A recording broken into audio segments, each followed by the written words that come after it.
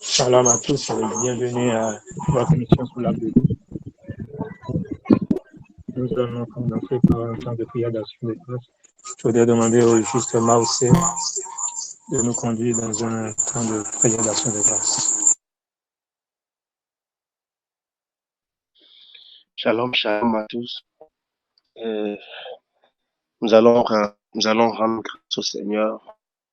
Nous allons prendre le temps, juste quelques minutes pour élever nos voix là où nous sommes, pour dire merci au Seigneur. Bénis son nom, lui dire merci de notre cœur. Merci pour son amour. La parole de Dieu nous dit que Dieu a son amour pour nous, en ce sens que nous étions des péchés. Jésus-Christ est mort pour nous. Est-ce que nous pouvons juste lever la voix, dire merci à son amour, lui dire merci en fait, et pour son amour qu'il a démontré, son amour qu'il a prouvé pour nous il y a plus de 2000 ans, Golgotha, pour ce qu'il a fait. Est-ce que nous pouvons élevons nos voix, n'importe où nous sommes, notre Seigneur, il est là, il est omnipotent, omniprésent et omniscient. Donc, partout où nous sommes, il n'y a pas de distance en esprit, non, partout où nous sommes, élevons la voix, rendons au Seigneur, car c'est ça la volonté de notre Père à notre égard en Jésus-Christ, d'abonder, nous dit abonder en action de grâce, c'est-à-dire abonder en reconnaissance. C'est seulement celui qui reconnaît qu'on lui a fait quelque chose qui peut dire merci. Et lorsque nous disons merci au Seigneur, c'est aussi une démonstration publique de ce que nous croyons, exactement comme l'apôtre pouvait dire, nous aussi nous croyons, c'est pour cela que nous parlons. Alors, est-ce que quelqu'un croit véritablement que Jésus-Christ est mort ici? Est-ce que quelqu'un croit véritablement que Jésus est allé à la croix ici? Est-ce que quelqu'un croit véritablement que était censé tomber sur lui, est tombé sur Jésus ici? Est-ce que quelqu'un croit véritablement ici, véritablement, que Jésus-Christ à la croix n'était pas seul, mais qu'il était crucifié ensemble avec Christ, afin que l'homme qu'il était autrefois, c'est-à-dire le vieil homme, fut dit. Est-ce qu'il y a quelqu'un ici qui reconnaît que, oh, l'homme sortait du tombeau, qu'il fut ressuscité aussi ensemble avec lui? Y a-t-il quelqu'un ici qui reconnaît véritablement chaque goutte du sang de Jésus qu'il a versé, qu'il a pour lui? Est-ce que quelqu'un ici qui croit vraiment que le châtiment qui nous donne la paix est vraiment tombé sur Jésus? S'il y a quelqu'un ici, levons la voix partout où nous sommes, disons merci. N'est-il pas précieux, important de dire merci? Est-ce que nous pouvons devant une telle grâce, une telle amour, élevons la voix partout où nous sommes, élevons la voix, abondons nation de grâce, oublie le monde, ce soir, il s'agit du Seigneur, et toi-même, tu le dis, Seigneur, et toi, élevons nos yeux vers lui. Lorsque la parole de Dieu dit, lorsque nous tournons vers lui le regard, nous sommes rayonnants de joie, visage, oh, n'est point couvert de honte jamais. Y a-t-il quelqu'un ici qui reconnaît véritablement que Jésus-Christ à la croix, Jésus a connu l'humiliation, Jésus a connu la honte. Jésus-Christ à la croix, non seulement le Père a fait devenir péché, mais Jésus-Christ, la parole de Dieu nous dit que de riche, il s'est à la croix. Jésus s'est rendu pauvre à la croix. Y a-t-il quelqu'un ici qui reconnaît que Jésus-Christ s'est rendu pauvre à la croix afin que par cette pauvreté qu'il a connue, il a donc enrichi? Quelqu'un ici qui reconnaît que le Père l'a transporté du royaume des ténèbres. Ce n'est pas que le Père le fera. Y a-t-il quelqu'un ici qui reconnaît conformément à la parole de Dieu, qui reconnaît que le Père l'a transféré du royaume des ténèbres et l'a désormais planté? Je dis planté dans le rôle de lumière du Fils de son amour. Y a-t-il quelqu'un ici qui reconnaît qu'il est vraiment la justice de Dieu le Père en Christ? Y a-t-il quelqu'un ici qui reconnaît qu'en vertu de l'œuvre achevée de Jésus-Christ, qu'il est désormais une personne sainte, irréprochable et sans faute? Y a-t-il quelqu'un ici qui reconnaît que désormais, en vérité, qu'il est en Christ, qu'il est vraiment en Christ, une même plante avec Christ? Quelqu'un ici qui reconnaît un enfant de Dieu, qu'il est né du Saint-Esprit. Bien aimé, si tu reconnais cela, tu ne peux pas manquer de reconnaissance, manquer de phrases ou de mots pour lui dire merci. Oh, y a-t-il quelqu'un ici qui reconnaît qu'il est désormais né du Saint-Esprit? Il n'est plus né selon la volonté de la chair ni du sang, non, mais qu'il est désormais né du Saint-Esprit. Quelqu'un reconnaît que le Saint-Esprit est son papa ici. Si tu le reconnais, élève la voix, dis merci à papa. Dis-le merci pour cela. Dis-le merci pour cela. Nous sommes ensemble rassemble un peuple que lui-même s'est choisi, un peuple qui s'est choisi et qui l'a plus manifesté en ces jours. Le Seigneur nous donne les louanges. Donc, publier ses louanges conformément à sa parole. Voilà pourquoi nous abondons en action de grâce. Souviens-toi que la parole de Dieu nous dit que la prière fait vendre d'une grande efficacité. Bien-aimé, tu es le juste de Dieu. Je suis le Dieu. Nous sommes le David parlait poussé par le Dieu. Il disait, j'ai été jeune et j'ai vieilli, mais je n'ai jamais vu le juste abandonné. Il n'a pas manger son pain. Mais il voyez, il parlait de toi, il parlait de moi. La vérité est qu'il parlait de nous de façon pratique en Jésus-Christ. Nous sommes la justice de Dieu le Père en Christ. La justice qui est un don que le Père nous a imputé. Jésus-Christ à la croix est devenu péché. Le Père a pris sa justice et nous l'a donné. Bien-aimé, est-ce que tu reconnais ici que tu es la justice de Dieu le Père, indépendamment? Je ne sais pas comment ta journée a été, je ne sais pas ce que tu as connu, je ne sais pas ce sur quoi tes pensées sont, mais l'Esprit de Dieu te refocalise maintenant. Il te refocalise sur l'essentiel qui est la justice qui est un don. La justice qui est un don, qui n'est pas une mérite, pas nos œuvres, non, mais qui est un don qu'on a reçu à cause de l'œuvre achevée de notre Seigneur Jésus. Alors élevons la voix partout où nous sommes maintenant. Bien-aimés, il y a tellement de justes ici. Nous sommes nombreux. La prière, il y a une prière fervente qui monte ici. Il y a une multitude de prières ferventes qui montent ici. Rendons d'excellentes actions de grâce. Oh, bien-aimés, nous sommes devant le trône de la grâce avec assurance. C'est seulement le juste. C'est seulement le juste qui peut s'approcher du trône de la grâce avec assurance. Il y a le juste. Lorsque tu reconnais que tu es juste, lorsque tu reconnais en fait que tu ne vis plus, mais c'est Christ qui vit en toi, lorsque tu reconnais que le Père t'a revêtu de Christ comme d'un vêtement, le Père a dit, je vous ai revêtu, je vous de Christ comme d'un vêtement.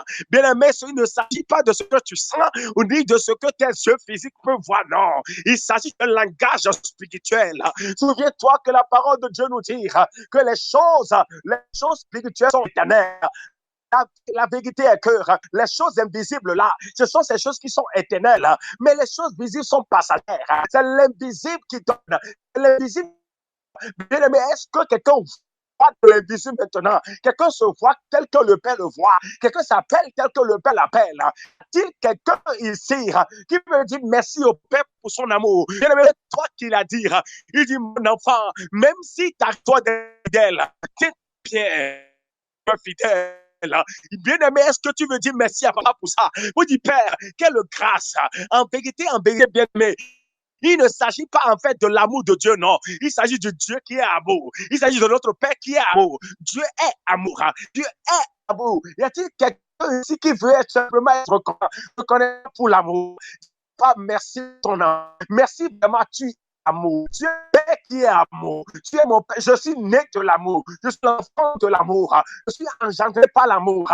L'amour m'a engendré. L'amour m'a donné vie. Oh, merci Père de grâce. Merci vraiment. Nous sommes reconnaissants à ma Père. Notre Père, notre Papa assis sur le trône. Oh, tu es assis sur ton trône élevé. Tu fais des choses de la tête et marche-pied. À qui pourrons-nous te comparer, Père? À qui pourrons-nous te comparer dans l'univers? Y a-t-il quelqu'un? Y a-t-il quelqu'un, Père, qui puisse se comparer à toi? Il n'y en a pas. On cherche dans les cieux, on ne trouve pas. On cherche sur la terre, on ne trouve pas. Sous la terre, on ne trouve pas. Nul n'est comme toi. Nous célébrons ta bonté. Nous célébrons ta fidélité. Nous sommes reconnaissants au Père. Le peuple que tu as sauvé, le peuple que tu as racheté un grand prix. Nous a acheté Père un grand prix. Oh, bien-aimé, il ne s'agit pas du récit qui t'a à s'accomplir. Non, nous sommes dans la justice. Tout est accompli. Nous sommes pleinement dans la justice. Bien-aimé, c'est déjà fait. Le prix est payé. Bien-aimé, élève la voix, dis merci.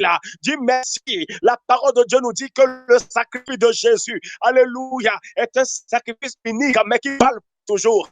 Bien-aimé, il n'y a point d'autre sacrifice. Aucun sacrifice ne peut parler comme le sacrifice de Jésus. Le Père a validé, le Père a sécurisé, le Père a pérennisé un seul sacrifice. Le Père a rendu éternel la voix d'un seul sacrifice. C'est la voix du sacrifice de Jésus. La parole de Dieu nous révèle que le sang d'Abel avait crié. Le Dieu a entendu. Le sang d'Abel avait crié contre son frère Caïn. Aujourd'hui, que le sang de Jésus parle mieux que le sang d'Abel. Le sang de Jésus parle mieux que le sang d'Abel. Et le sang de Jésus crie miséricorde. Le sang de Jésus crie bonté. Le sang de Jésus crie pour toi et pour moi, bien-aimé. Le sang de Jésus crie pour nous sécurité. Le sang de Jésus crie pour nous prospérité à tous égards. Le sang de Jésus crie pour nos condamnations. Oh, bien-aimé, élève la voix, dis-lui merci, je reconnais que le sang, le sacrifice de Jésus, Père, je reconnais que le sacrifice de Jésus est un Père, c'est un sacrifice unique, mais qui est pour toujours dans ma vie. Père, merci pour la réalité de Jésus dans ma vie. Oh, papa, merci. Merci pour la croix. Dieu Jésus, merci. Merci pour la croix là. Oh Jésus, Seigneur Jésus, merci beaucoup. Merci de tout notre cœur. Nous sommes en train d'apprécier, digne d'être apprécié. On ne peut pas passer et tourner dos à une telle œuvre. Oh Seigneur, comment pourrons-nous tourner dos à une telle œuvre? Oh Jésus, tu es valorisé, tu es apprécié. On ne peut apprécier. La grâce est valorisée ici. La grâce est appréciée ici. Oh Père, nous apprécions ton cadeau. Nous sommes ce que nous sommes par ta grâce.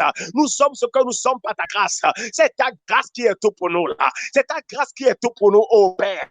Nous te disons merci. Merci pour ta grâce. Merci pour la croix. Merci pour Golgotha. Merci pour le prix que tu as payé. Oh Seigneur Jésus, on a arraché ta barbe. On t'a arraché la barbe à notre place. Oh, précieux Jésus, personne n'avait le pouvoir d'ôter ta vie jamais. Mais c'est toi-même qui as donné ta vie. Quel amour! C'est toi-même qui as donné ta vie.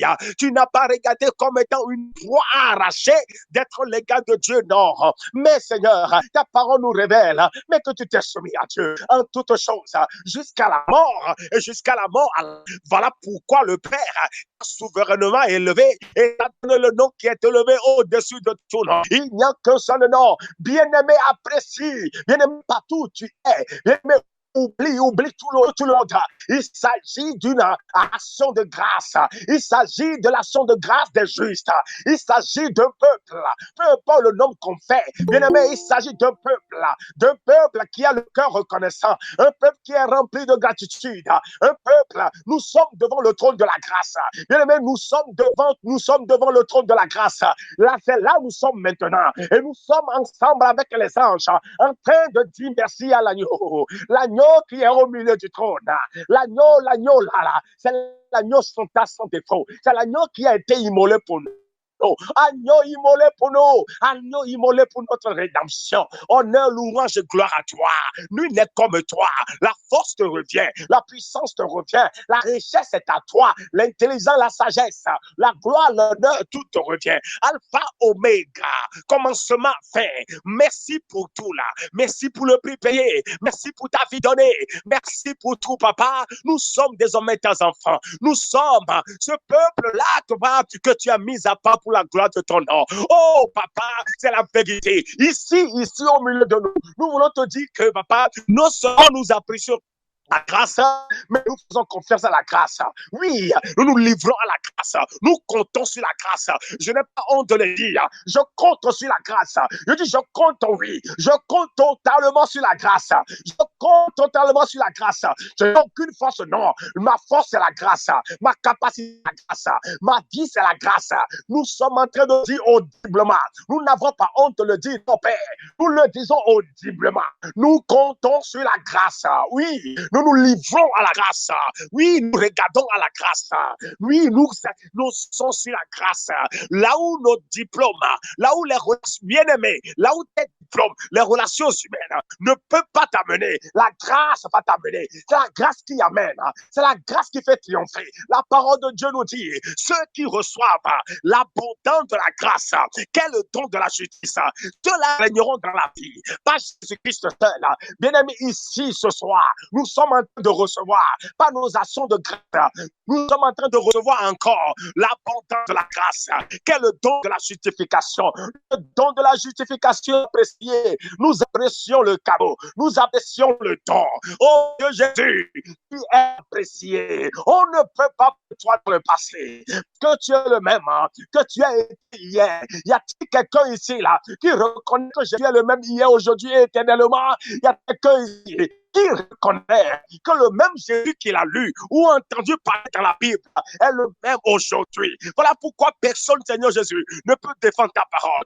Tu n'as pas demandé à quelqu'un de défendre ta parole, non. Puisque tu es vivant, tu défends ta parole, tu attestes ta parole. À toi le vivant, à toi le vivant, à toi Christ, notre sanctification, notre justice, oui, notre sagesse, oui, notre vie, notre richesse, nous te célébrons, nous te disons reçois gloire. Nous te disons, reçois honneur. Il y a quelqu'un connaissant ici. Il y a quelqu'un qui refuse. Il y a quelqu'un qui dit, oh, je ne m'appuie pas sur mes œuvres. Quelqu'un dit, non, non, non, non, non. Je refuse de m'appeler par mes œuvres. Non. Mais quelqu'un qui ici, par ta grâce, dit, je m'appelle par le vache-cheveux de Christ. Je me vois dans le vache-cheveux de Christ. Quelqu'un reconnaît ce soir, en appréciant par ses propres mots, l'apôtre poussé par l'Esprit de Dieu pouvait dire, animé par le même esprit de foi. Nous aussi, nous croyons. C'est pour cela que nous parlons. Nous regardons aux choses invisibles et non visibles. Il y a quelqu'un qui regarde aux choses invisibles ici, qui célèbre la santé divine. Oh, merci Père. Merci Abba Papa.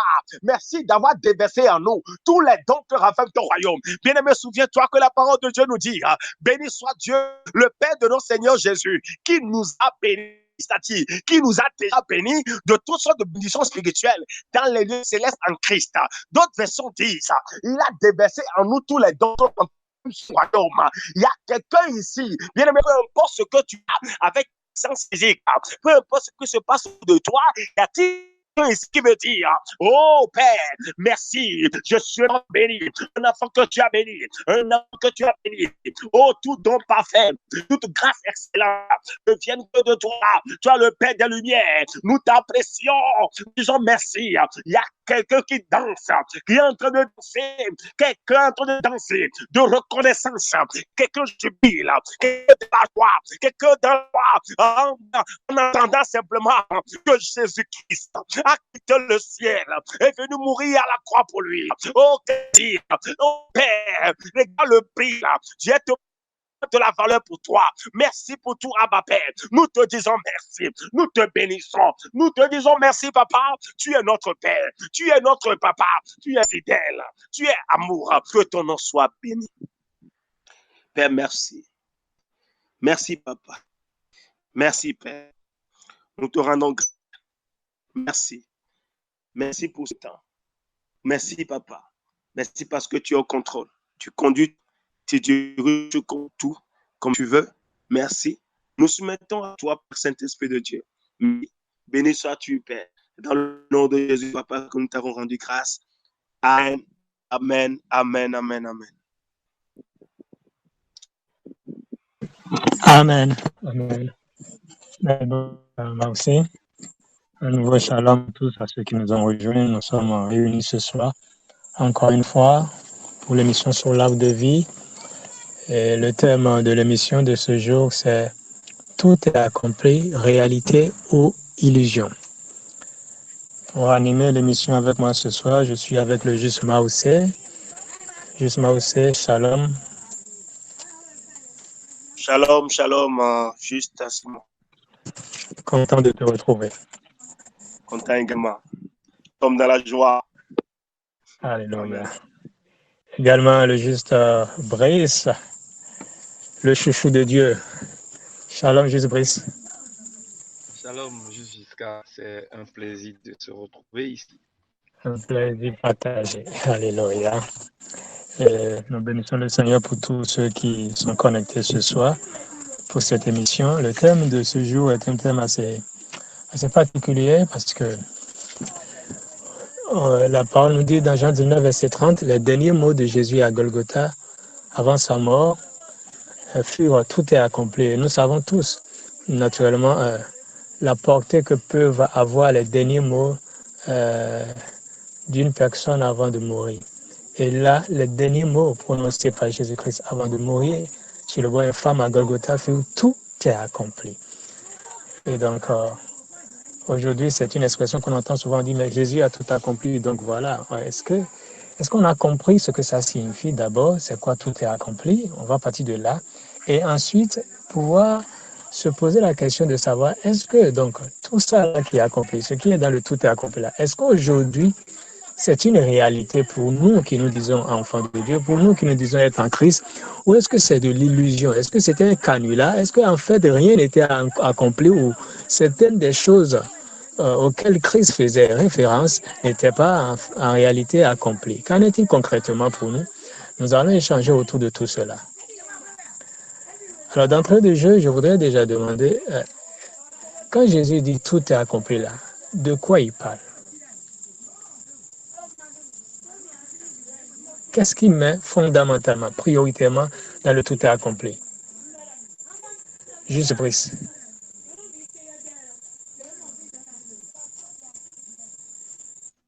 Shalom à nouveau chez tous.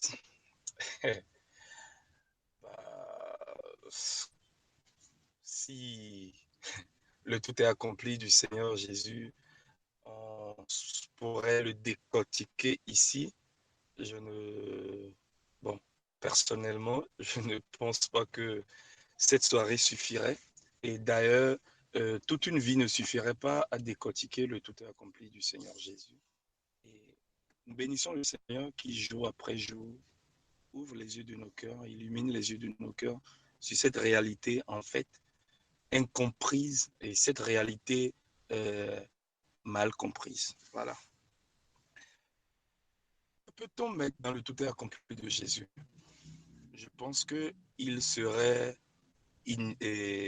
primordial pour nous d'aller à la base pour savoir sur pourquoi Jésus est venu.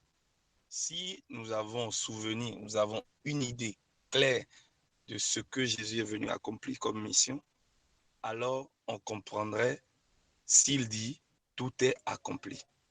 Je prends juste ce passage que nous connaissons de Jean 1, sur lequel le Seigneur nous a inspiré déjà la bonne nouvelle au cours de la semaine, où il dit, quand Jean a vu le Fils de l'homme, le Fils de Dieu, venu, il a dit, voici l'agneau de Dieu qui ôte le péché du monde. Un aspect de ce que Jésus est venu accomplir. Le même Jésus, lorsqu'il a pris le rouleau d'Isaïe, lorsqu'on lui a donné dans le temple, quand il était au temple, on lui a donné le rouleau d'Isaïe pour lire, il a pris, il a dit, l'Esprit du Seigneur sur moi, il m'a oint, il m'a pour ouvrir les yeux des aveugles, pour rendre libres les prisonniers, pour faire un certain nombre de choses. Il serait à l'entame important pour quiconque veut comprendre et aspire à avoir en fait une compréhension claire du tout est accompli de Jésus, d'aller d'abord dans, je dirais, le commencement pour savoir c'était quoi sa mission. Parce que lorsque quelqu'un vient pour une mission et finit la mission, il dit « Ok, les gars, c'est bon, c'est pourquoi je suis arrivé. » Donc, le tout est accompli de Jésus, c'est comme quelqu'un qui est venu faire une mission, même pour une entreprise, et c'est pourquoi l'entreprise l'a envoyé, il a accompli la mission. Il dit, écoutez les gars, c'est pourquoi j'ai été envoyé, j'ai fait le job, c'est bon, maintenant je peux retourner dans mon pays. Donc, en quelque sorte, Jésus avait une feuille de route. Jésus avait un agenda. Jésus avait, je dirais, une charge. Et quand Jésus est venu, par la grâce de Dieu, il a accompli ce pourquoi il a accompli. Et pour ma part, selon que les Écritures nous confirment, Jésus, le mandat qu'il a reçu de son Père, parce que nous pouvons parcourir les évangiles, l'évangile de Matthieu, de Marc, de Luc, de Jean, qui expriment chacun selon sa compréhension de la venue de Jésus, qui expose un pan de l'œuvre que Jésus est venu accomplir, parlant de son ministère avant qu'il n'aille à la croix. Et Jésus, dans tout ce qu'il était venu accomplir, il a dit que le Fils de l'homme doit mourir.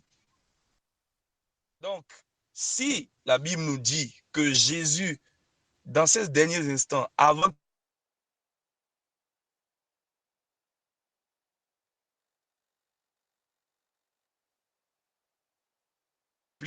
ça veut dire, excusez, ça veut dire que la mission pour laquelle Jésus a été envoyé sur terre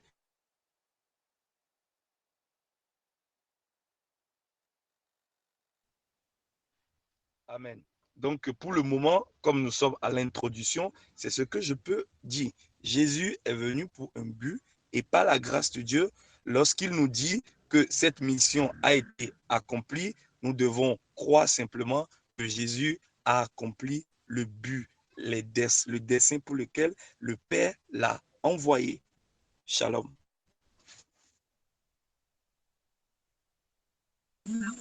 Merci beaucoup, Jésus-Christ. Justement, aussi, ta réaction sur cette question. Merci beaucoup, Juste Simon. Je pense que j'irai dans le même sens que le Juste Brice. Moi, je vais d'abord nous demander lire le passage peut-être accompli. J'aurais aimé lire la version, je suis dans Jean 19, verset 30, la version anglaise TPT, qui dit, après avoir bu une gorgée de vin amer, il dit, parlant de Jésus, Jésus dit, c'est fini, ma fiancée. Puis il baissa la tête et remit son esprit à Dieu. Il dit, c'est fini, ma fiancée. Puis il baissa la tête et remit son esprit à Dieu. Et donc, c'est tellement clair. Et quand la parole de Dieu, moi, de façon terre à terre, dit, c'est tout à accompli. Ça veut dire qu'il y avait des choses qui devaient être accomplies. Exactement comme le Seigneur, je dis, rappelez-vous qu'il n'est pas venu compétent à abolir la loi. Donc, ça veut dire qu'il y a des paroles qui étaient là. Et rappelez-vous que de façon prophétique, que lorsque nous lisons depuis Genèse, Lévitique et tout ça nous parlait, en fait, de notre Seigneur Jésus. Et quand on entend, il est le seul Jésus est le seul qui s'est manifesté dans la chair sous la loi.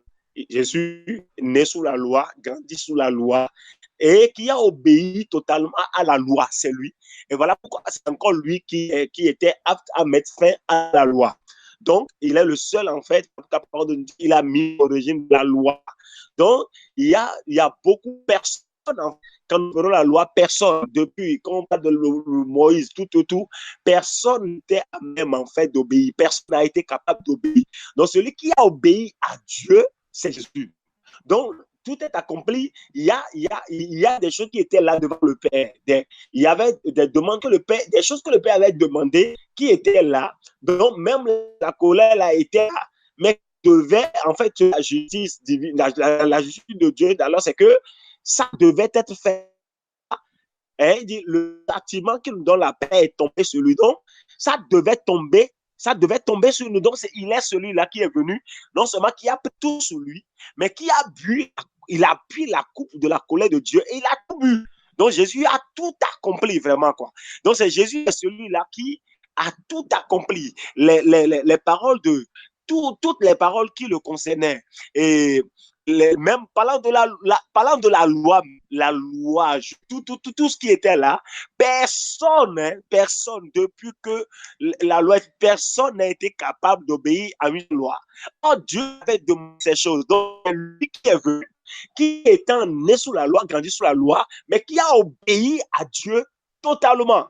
C'est lui qui a obéi à Dieu totalement. Il n'a rien laissé. Donc, toutes les paroles. Esaïe avait dit, lorsqu'on entend Jérémie parler, on entend l'Esprit de Dieu parler de Jérémie, lorsqu'on entend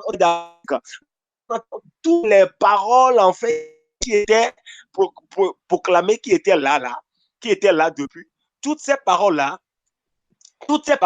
étaient là, en fait. Donc, il est le seul, en fait, qui est venu, qui a satisfait pleinement à la justice de Dieu Père. C'est lui, en fait, qui a ôté le péché du monde. C'était une parole qui était là. C'était une parole qui était là, rappelez-vous. Dieu disait au travers des prophètes. Il dit, je pense, il disait, le temps viendra, en fait, que je ne me souviendrai plus. Il dit, je n'aurai un cœur nouveau. Il dit, je ne me souviendrai plus de vos péchés. C'était des paroles qui étaient des prophéties qui étaient là. c'est lui qui est en fait accompli toutes ces paroles. Et rappelez-vous le jour dans Luc 4, la Bible dit qu'on lui a remis le rouleau dans le temple. Il a ouvert le livre d'Ésaïe, Luc 4. Il a commencé par lire. Ésaïe avait parlé de façon prophétique, il a dit, Seigneur, sur moi. Il a cité le même passage d'Ésaïe et il a fermé le rouleau en disant, aujourd'hui même, cette parole est accomplie. Donc, cette parole-là qui était prophétique, autrefois, aujourd'hui, est accomplie. Voilà pourquoi aujourd'hui, nous vivons du temps de tout est accompli. Nous sommes dans l'ère de tout est accompli, tout est réalisé. Jésus a tout accompli, Jésus a obéi pleinement, parfaitement. Voilà ce que je pouvais rajouter pour le moment. Merci.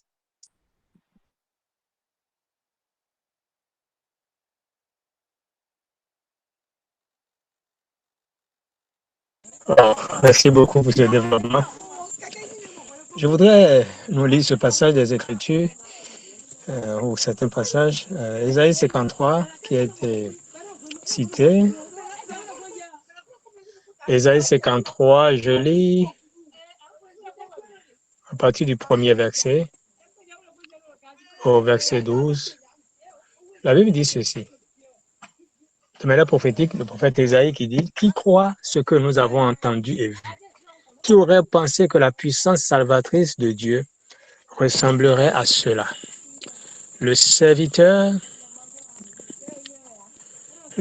a grandi devant Dieu, un semi-maître, une plante broussailleuse dans un champ desséché. Il n'y avait rien d'attirant chez lui, rien qui nous obligeait à y jeter un second regard. Il a été méprisé et ignoré. Un homme qui a souffert, qui a connu la douleur de première main. Un regard vers lui et les gens se détournaient. Nous l'avons regardé de haut. Nous avons pensé qu'il était une ordure. Mais le fait est que c'était nos douleurs qu'il portait. C'était nos douleurs qu'il portait, nos défigurations, tout ce qui n'allait pas chez nous. Tout ce qui n'allait pas chez nous, c'est ça que Jésus portait. Nous pensions qu'il l'avait provoqué lui-même, que Dieu le punissait pour ses propres échecs.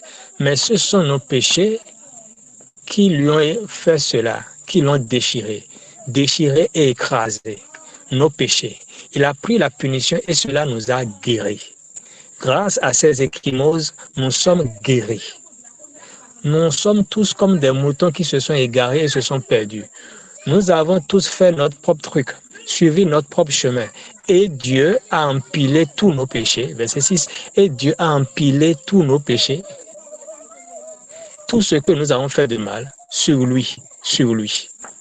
Il a été battu, il a été torturé, mais il n'a pas dit un mot. Comme un agneau qu'on emmène à l'abattoir et comme une brebis qu'on tond, il a tout pris en silence.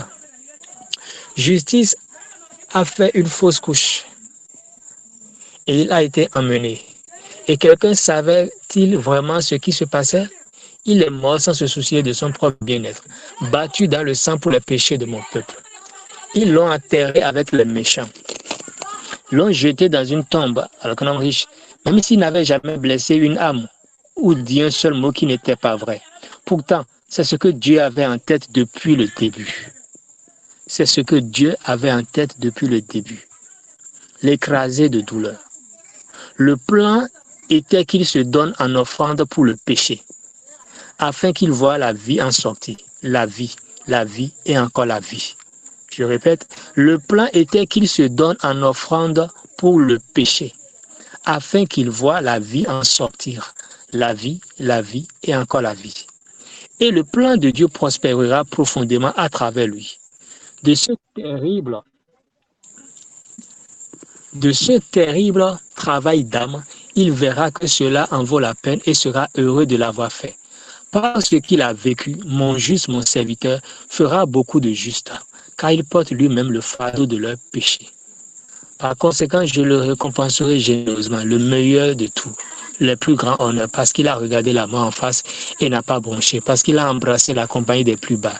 Il a pris sur ses propres épaules le péché du plus grand nombre. Il a pris la cause de tous les moutons.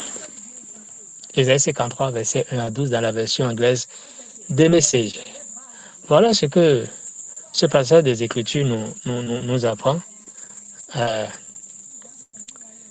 Et à Golgotha, Jésus-Christ vient dire tout est accompli. Ça veut dire donc toutes ces choses, comme le juste Mahosia a si bien dit, Toutes ces choses qui ont été annoncées prophétiquement par les prophètes ont été accomplies. Et certaines de ces choses, c'est ça que nous avons lu tout à l'heure, écouté tout à l'heure dans Isaïe 53, 1 à 12, où il est dit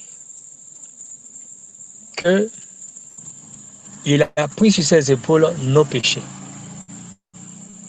Et que grâce à ces ecchymoses, nous sommes guéris. Il a pris la punition. Il a pris nos douleurs. Tout ce qui n'allait pas chez nous. Il a porté cela. Ça, c'est ce que les Écritures nous apprennent. C'est ce qui a été annoncé prophétiquement. Et c'est sur cette base que lui-même vient dire plus tard à Golgotha, tout est accompli. Ce sont ces éléments-là qui sont accomplis. Et bien d'autres encore. Je voudrais me permettre de lire encore un passage que j'affectionne particulièrement. Je suis dans le livre de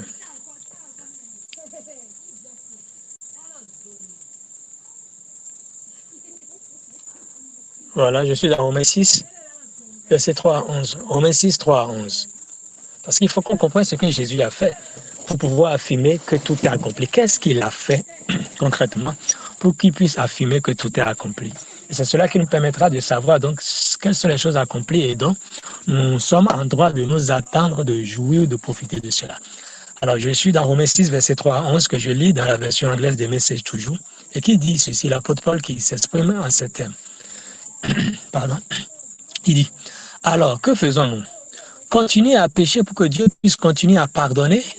Je devrais espérer que non. Si nous avons quitté le pays où le péché est souverain, comment pouvons-nous encore y vivre dans notre ancienne maison? Ou n'avez-vous pas réalisé que nous avons fait nos valises, que nous sommes partis là pour de bon? N'avez-vous pas réalisé que nous avons fait nos valises et que nous sommes partis de là pour de bon? C'est-à-dire que nous sommes partis du pays où le péché est souverain. Paul dit que nous avons fait nos valises de ce pays-là et que nous sommes partis pour de bon.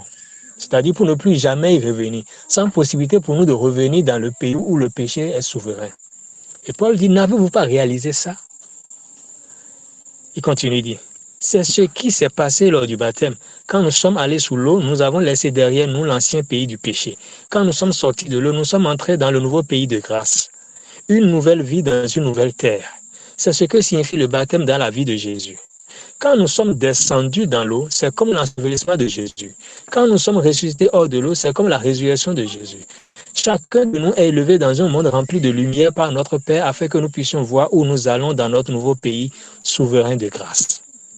Pourrait-il être plus clair? Notre ancien mode de vie a été cloué à la croix avec Christ. Notre ancien mode de vie a été cloué à la croix avec Christ. Ça, c'est ce qui est fait. C'est ce sur quoi Jésus dit tout est accompli. Notre ancien mode de vie a été cloué à la croix avec Christ. Une fin décisive à cette vie misérable par le péché. Plus captif des exigences du péché.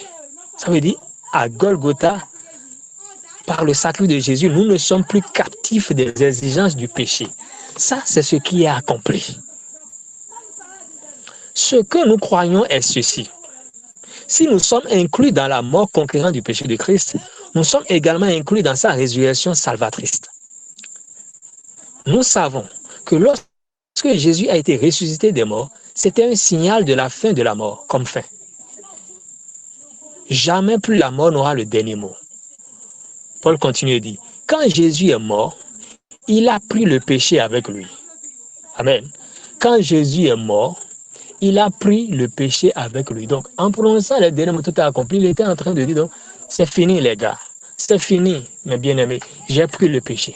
Le péché qui était le problème pour vous, le péché qui vous empêchait d'avancer, le péché qui était comme un poids sur vous, je l'ai pris. Paul dit que quand Jésus est mort, il a pris le péché avec lui. Mais vivant, il fait descendre Dieu jusqu'à nous. Wow. À partir de maintenant, cette partie-là, je l'aime beaucoup. Paul dit, à partir de maintenant, Bien aimé, écoutons attentivement. Paul dit, à partir de maintenant, pensez-y de cette façon. Le péché parle une langue morte qui ne signifie rien pour vous. Le péché parle une langue morte qui ne signifie rien pour vous.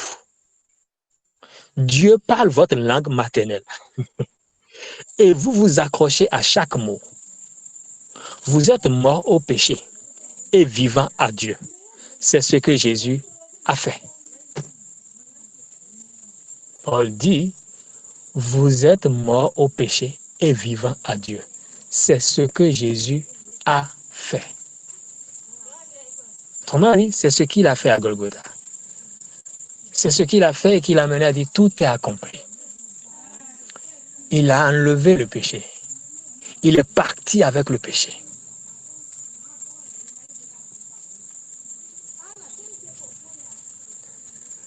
Alors, cela m'amène donc à cette question, parce qu'aujourd'hui, qu'on le veuille ou pas,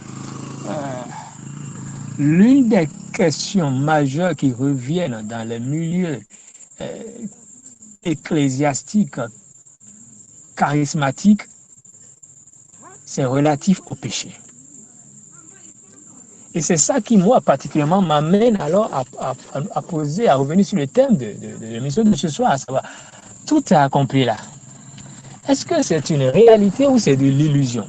Parce que les différents passages qu'on vient de lire nous disent clairement que Jésus a pris le péché.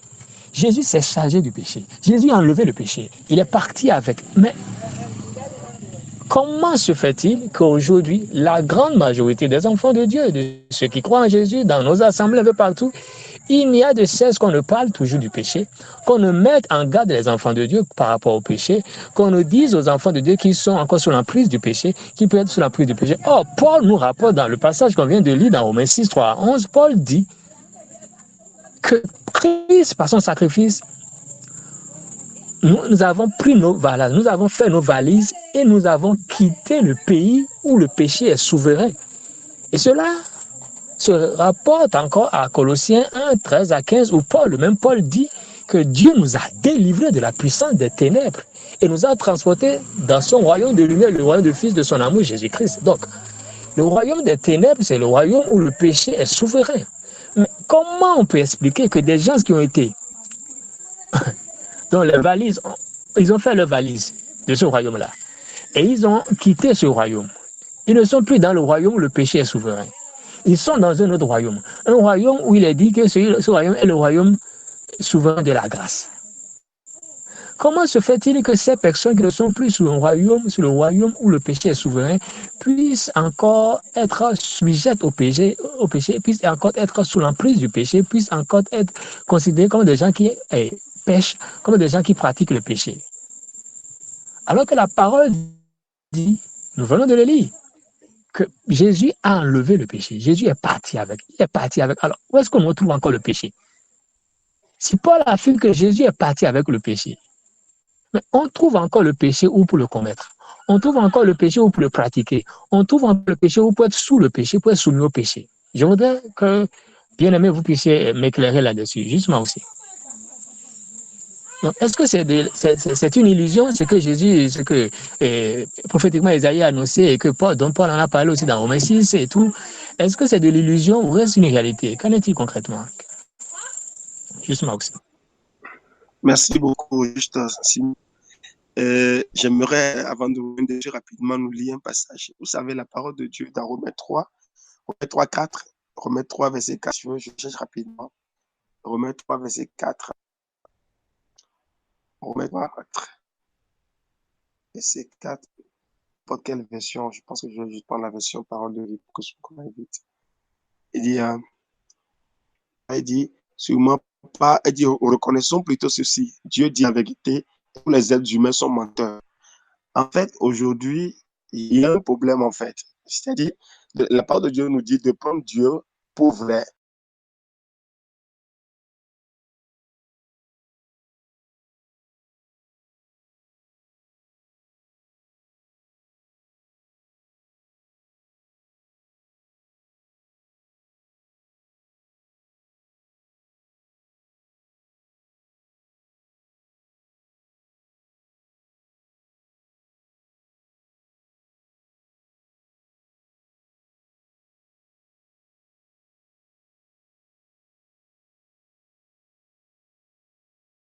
il n'y a aucune expérience un homme peut faire sur terre qui va venir remettre en question la parole de Dieu, va venir remettre en question ce que Dieu a dit.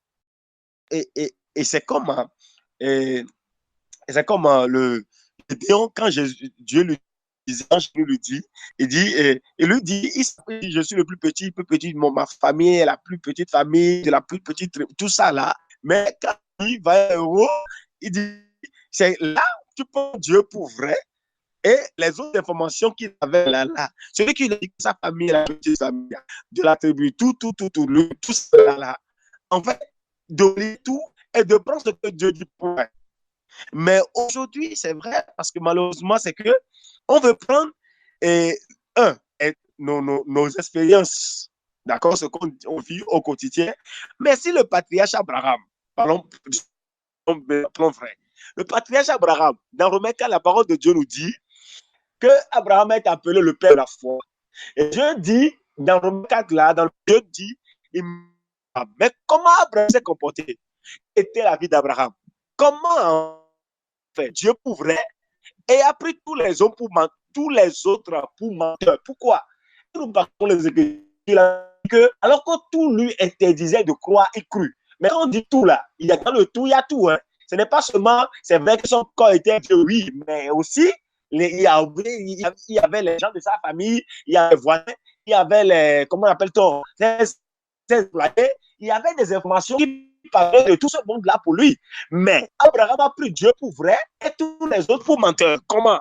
C'est Dieu qui a dit à Abraham, mais le monsieur rentre dans la chambre, il dort seul. Il n'y a rien, il n'y a pas de truc de bébé. Mais Dieu lui dit, j'ai fait de toi père d'une multitude. Ça, c'est lorsque nous venons dans Romains qu'on comprend que le nom que Dieu avait utilisé dans Genèse 12, qu'on peut relire dans Genèse 22, Genèse 18, 22, 17, les propos dit, je ferai de toi. C'est dans Genèse là, c'est lui second qui a fait cette traduction. Mais Romains 4, la parole de Dieu dit, Dieu dit à Abraham, j'ai fait de toi. Tout comme Dieu nous dit aujourd'hui, le temps que Dieu utilise pour nous là, il nous a bénis. Donc, il nous avait déjà bénis. Donc, on préfère prendre en fait, c'est comme aujourd'hui, Abraham pouvait dire non, mais ce qu'on me dit, les autres me disent là, on dit oh non, mais il faut laisser. Toi, tu es un vieux, tu n'as pas d'enfant. Mais Dieu dit, j'ai fait de toi père. C'est comme aujourd'hui, Dieu dit clairement, il dit clairement qu'il a ôté le péché du monde. Le juge tout à l'heure disait que dans Jean 1, verset 29, il dit, voici l'agneau, Jean pouvait dire, voici l'agneau de Dieu qui est venu pour un but. Il est venu ôter le péché du monde. Et le juge Simon, dans le passage qu'il a lu, on comprend que clairement, de façon prophétique, c'était déjà dit. Et on est revenu dessus, poussé par l'Esprit de Dieu, pour voir que Jésus est parti avec le péché là. Mais d'où est-ce, en fait, qui t'a dit? Cette même question-là vient toujours là. Question que Dieu a posée à Adam dans le jardin, c'est la question qui revient toujours jusqu'à ce jour aux enfants de Dieu. Parce que c'est comme demander à quelqu'un, qui t'a dit que? Qui t'a dit que le péché là, le péché est encore dans ta vie? Tu as appris ça chez qui? Tu as exposé tes oreilles à qui? Tu as donné ces informations-là. Tu écoutes qui? Tu prends qui pour vrai et tu prends qui pour menteur? Soit dans la vie, tu vas prendre Dieu pour vrai et prendre les circonstances, les autres menteurs et tous les autres pour menteurs, ou soit tu vas prendre Dieu pour... En fait, toi, tu vas prendre les autres pour vrai et traiter Dieu de menteur. Oui, même si c'est lourd à dire, c'est ce qui se passe dans la pratique, en fait. Parce que Dieu te dit, mon enfant, je t'ai rendu saint, irréprochable et sans faute par le chevet de mon fils. Dieu te dit que Jésus est parti avec le péché. Dieu te dit que Jésus a détruit le péché. Dieu te dit qu'il n'y a plus donc une condamnation pour toi et moi parce que nous sommes en Jésus-Christ par grâce. Dieu dit que, en fait, désormais, l'enchantement, la divination ne peut rien contre toi. Dieu dit que grâce au sacrifice de Jésus, désormais, comment appelle-t-on, les liens que vous appelez, que tu n'es plus né selon la volonté de la chair et du sang.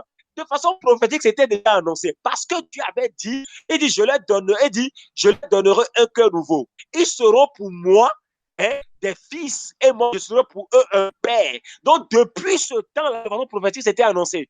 Et Dieu dit, c'est accompli. Que tu es désormais né de l'Esprit de Dieu, toi et moi, que nous sommes ses enfants. Maintenant, qui t'a dit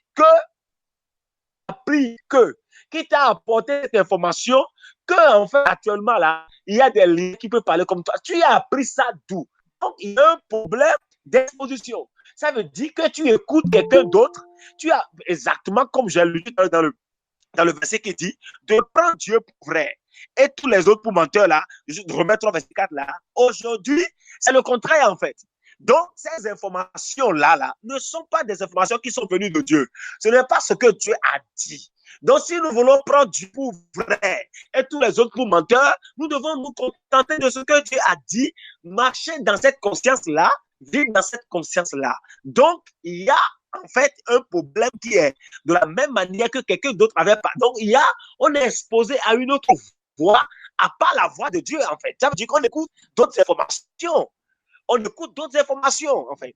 Ce n'est pas ce que Dieu dit qui prime, qui est la réalité pour nous, non. Mais c'est ce que, en fait, parce qu'on ne le veut pas, ce sont des informations qu'on reçoit d'une manière ou d'une autre, quelque part, en fait. Et comme j'aime bien le dire, la plupart des mensonges sont dits derrière. Le peuple ouvre la bouche et consomme sans prendre le temps de pouvoir, on l'a même dit que d'examiner ça et de retenir ce qui est bon. Mais comment on les examine? On les examine à la lumière de ce que Dieu a dit, à la lumière de la vérité.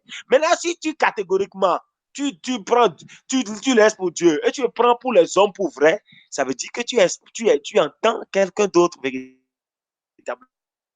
Donc, il y a un sérieux problème de ce que les enfants de Dieu ne veulent pas prendre Dieu pour vrai, mais on assimile Dieu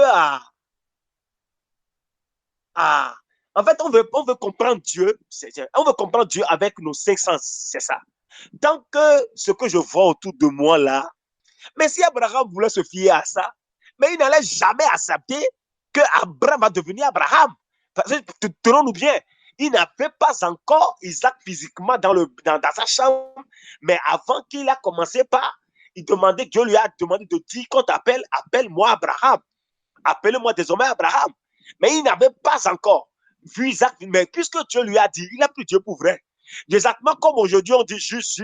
Comment quelqu'un va se dire non mais j'appelle ce monsieur là juste, mais ou bien cette soeur là juste, mais vous voyez ça, quand je vois sa vie là, il arrive encore qu'il se fâche, il va faire ça. Bien aimé, qu'est-ce que tu en sais? C'est exactement ça pour dire Abraham. Les gens allaient se moquer de lui pour dire regardez-moi le vieux là.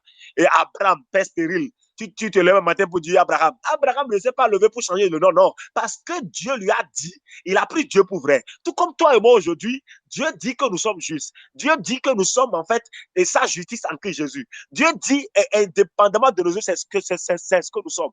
Mais si quelqu'un d'autre vient nous dire autre chose, qui nous prenons pour vrai? Qui nous prenons pour vrai? Et qui nous prenons pour menteurs. Donc, je pense que c'est là, en fait, que se situe le problème véritablement. L'exposition à l'évangile, sans ajout et retrait. Je m'arrête là. Shalom.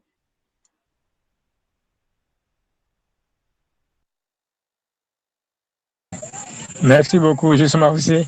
Juste Brice, je te donne la parole. Il y a une main levée en attendant. Ou bien, ok.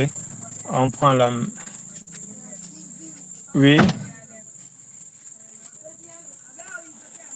Amaïda, vous avez la parole.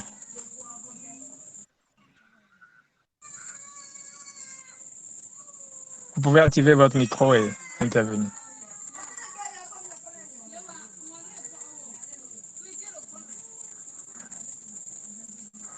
Alors, en attendant, je prends le Juste Brice. Juste Brice, dans la bonne nouvelle de ce jour, il y a un passage, le passage texte de base, Romains 5, 8 à 9, il a dit, mais Dieu nous a prouvé à quel point il nous aime. Le Christ est mort pour nous alors que nous étions encore pécheurs. Ça veut dire que c'est passé.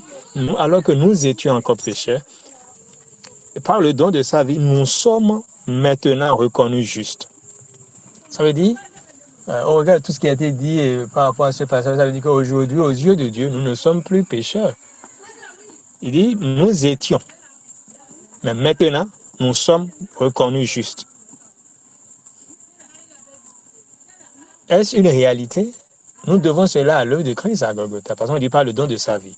Donc, le tout est accompli là, ça veut dire quoi? Il nous a rendus justes. Alors, est-ce que cela, c'est une réalité ou de l'illusion? Parce que quand on voit nos vies, on peut être tenté de dire, mais je commets tel acte, je fais ci, donc je pêche toujours. Mais ce passage nous dit que nous sommes maintenant reconnus justes. Donc, que comprendre, que retenir clairement, en fait? Merci, je suis Giscard et je bénis le Seigneur pour ce temps. Je crois que le Seigneur a déjà dit assez au travers de vous, hein, au travers de juste moi aussi, toi également, par rapport à ce sujet, est-ce réalité ou illusion? Je vais commencer d'abord par un passage. Je vais commencer par un passage, Romains 10, Romains 10, verset 14, qui nous dit, mais comment feront-ils appel à lui sans avoir mis leur foi en lui? Et comment mettraient-ils leur foi en lui sans en avoir entendu parler? Et comment en entendront-ils parler si personne ne l'annonce? Comment comment l'annoncera-t-on s'il n'y a personne qui a été envoyé pour cela? Aujourd'hui, je pense que pour surfer un peu sur ce que le Seigneur disait au travers du Juste Maoussé, parlant de le fait que qui prends-tu pour vrai? Au fait, moi je dirais peut-être à qui es-tu exposé? À Dieu ou bien aux hommes? C'est-à-dire, comme le Seigneur l'a dit au travers du Juste Maoussé, qui écoutes-tu? Qui prends-tu pour vrai? Maintenant, l'autre chose, c'est que on a comme l'impression aujourd'hui que l'évangile, parce que le passage que je viens de lire parle de l'annonce de l'évangile, parle de l'annonce de la bonne nouvelle. Mais, et la Bible dit, comment les gens vont entendre parler de la bonne nouvelle, cette bonne nouvelle dont il est question, dont nous parlons, dont nous débattons, s'il n'y a personne pour l'annoncer? Comment les gens peuvent être exposés à cet évangile-là? Comment quelqu'un peut faire des exposés, quelqu'un peut parler de cet évangile si au préalable ce dernier n'a pas compris l'évangile? Et aujourd'hui, comme le Seigneur l'a dit au travers du Juste Maoussé, c'est que ce que nous constatons, ce que nous voyons, c'est que les vrais mensonges sont dits derrière les pupitres. C'est-à-dire, et le peuple ignare, crie amen à tout et n'importe quoi. Un paradoxe, c'est le fait que quelqu'un soit pécheur, mais cherche à hériter ce qui revient au juste. L'autre paradoxe, c'est que quelqu'un soit juste et essaie quand même de s'attribuer ce qui revient au pécheur. Parce que en fait, tout part de là où l'apôtre Paul nous dit en fait, le juste vivra par la foi. Pendant le temps de prière, j'ai entendu la prière fervente du juste est d'une grande efficacité. Donc, en fait, c'est qui le juste? Maintenant, aujourd'hui, pour atterrir dans le passage que tu as dit, ou le passage de la bonne nouvelle de ce jour qui nous dit, lorsque nous étions pécheurs, ça veut dire qu'il fut un temps où, aux yeux de Dieu, Dieu nous voyait comme des pécheurs. Mais aujourd'hui, il y a un temps, et nous sommes dans ce temps où Dieu ne te voit plus, ne me voit plus, ne nous voit plus comme des pécheurs. Donc, ce que je veux essayer, par la grâce de Dieu, que le Seigneur mette la lumière dessus, c'est pourquoi acceptes-tu que tu es pécheur et tu veux essayer d'hériter ce qui revient au juste?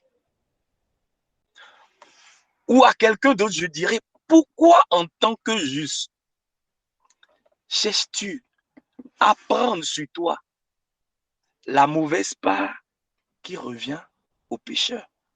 Tout part de là. C'est le juste qui vit par la foi. C'est la prière du juste qui a une grande efficacité. Donc, au fait, bien au-delà de ces chants que nous avons chantés, Je suis un conquérant, c'est-à-dire je suis victorieux en Christ, je suis un plus que vainqueur au fait, c'est-à-dire l'essence pour Dieu, ou la base, c'est le juste, c'est la justice. Et cela a attrait à l'œuvre achevée de Jésus, parce que le passage nous dit que c'est en offrant sa vie que Dieu, par le sacrifice de son Fils, nous a rendus justes. Ça veut dire que il y a des gens qui portent l'identité de juste de Dieu. La Bible dit que Jésus n'a jamais connu le péché. Et le Père, ça l'a plu de le faire devenir péché pour notre bien. Afin que, de par ce que lui a connu, nous puissions être appelés des personnes irrépréhensibles, irréprochables, sans tache ni ride devant Dieu. Et c'est seulement ceux-là qui peuvent, comme on le dit, un langage abusé, se mettre dans la présence de Dieu sans aucune culpabilité. Mais quelqu'un qui est pécheur, voilà pourquoi, puisque dans les assemblées aujourd'hui, beaucoup prennent le temps de faire le bain dans le sang de Jésus pour se laver et se purifier chaque fois pour venir, comme on le dit dans ce langage abusé, dans la présence de Dieu, c'est-à-dire la conscience du péché a pris la place sur la conscience de je suis la justice de Dieu en Christ.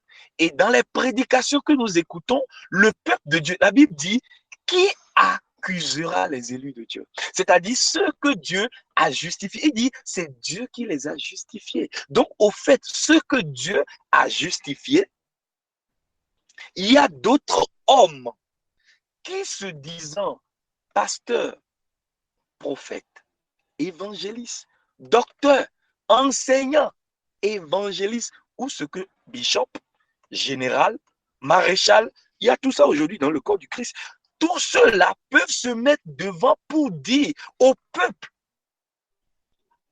qu'on ne doit pas accuser, qu'on ne doit plus accuser.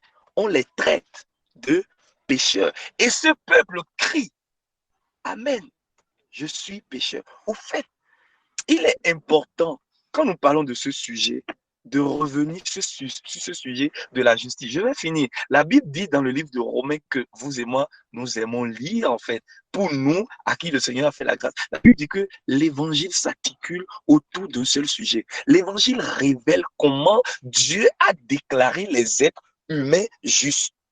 Donc, au fait, l'essentiel de l'évangile, c'est autour de la justice que Dieu donne. Donc, il faille pour nous qui voulons aller loin avec Dieu, de chercher à comprendre c'est qui le juste, c'est quoi la justice de Dieu qui est un don. Et au-delà de ça, je finis, mon frère, ma soeur, tu es juste aux yeux de Dieu. Voilà pourquoi Dieu te voit marcher dans sa justice. Mais lorsque Dieu t'a dit, ma fille, mon fils, tu es juste, et tu dis non, comme le Seigneur l'a dit au travers du juste, moi aussi, tu dis non à cette vérité. Et que bizarrement, lorsque tu écoutes les enseignements, cela te conforte dans ce qui en réalité n'est pas la vérité, mais qui est le mensonge de Satan. Tu ne peux que ramasser les conséquences de ce qui en réalité, étant illusion, te fait croire en fait que c'est ça la vérité. C'est-à-dire, quand la Bible nous dit que Satan est rusé, ce n'est pas que nous allons prendre le temps d'aller analyser Satan pour étudier ses tactiques. Il ne s'agit pas de ça. Mais c'est vrai qu'aujourd'hui, le mensonge a tellement pris de l'ampleur et partout, on a comme l'impression que le mensonge est la vérité. Ce n'est pas pour ça qu'il faut donner foi aux paroles de mensonge. De qui qu'il soit, je le dis, archibishop ou méga all shop, qui qu'il peut être, si ce qu'il dit n'est pas conforme à l'évangile, ma soeur, mon frère, n'avale pas. Donc, désormais, il faut savoir dire Amen. Voilà pourquoi un conseil, va lire les Écritures. Demande au Saint-Esprit de t'expliquer l'évangile. Parce que toutes les prédications sur YouTube, sur les réseaux sociaux, que tu écoutes et tu dis amen là, ce n'est pas l'évangile. Il y a beaucoup de mensonges qui sont distillés et le peuple ignorant crie amen. Ma prière ce soir, c'est que la seule chose qui nous rend libres, c'est la connaissance de la vérité. Et la vérité, c'est une personne, c'est Jésus. Ma prière, c'est que tu le connaisses. Shalom. Wow, shalom, merci beaucoup, Juste Brice. Ah, je sais que ce sujet et tout ce qui est développé là suscite des questionnements auprès des internautes qui sont connectés là et ceux qui vont nous suivre plus tard. Donc, vous pouvez simplement lever la main et réagir, poser des questions si vous avez des questions de compréhension. Nous sommes là pour échanger autour de l'essentiel de la parole de Dieu, qui est universelle, qui est pour tout le monde. D'accord. Et avant Ok, je donne la parole. Voilà. Vous pouvez activer votre micro.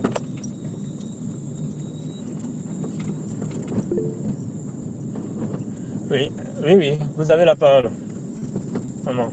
Oui, oui.